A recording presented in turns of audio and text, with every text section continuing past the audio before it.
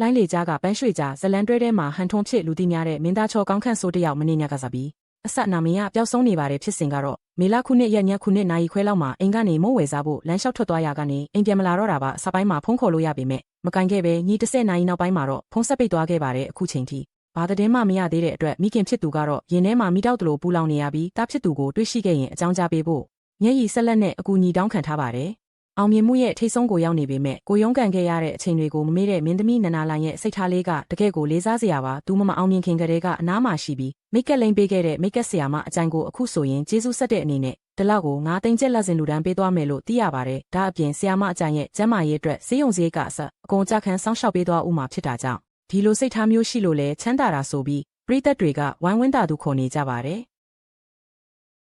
အနုပညာလောကမှာဆယ်စုနှစ်များစွာတိုင်အောင်ချစ်ခင်ကြတဲ့ထိတ်တန်းမင်းသမီးကြီး2ယောက်ရဲ့ချစ်ကြည်ရေးကတော့အားကျစရာအတိပါပဲမင်းသမီးထက်မိုးဦးက3000ကျော်အကုန်အကြခံပြီးဝယ်ယူထားတဲ့အင်ကြီးရဲ့အိမ်တက်တက်ပွဲကိုသူမရဲ့ငယ်သူငယ်ချင်းစိုးမြတ်သူစာကတကူးတကလာရောက်ဆင်နွှဲပေးခဲ့ပါတယ်ငယ်စဉ်ကတည်းကတယောက်ကိုတယောက်ဖေးမကူညီလာကြတဲ့သူတို့နှစ်ဦးရဲ့တရောစဉ်ဟာအခုလိုအိမ်တက်တက်ပွဲမှာလဲကြီးနူးစရာကောင်းလောက်အောင်ပေါ်လွင်နေခဲ့ပါတယ်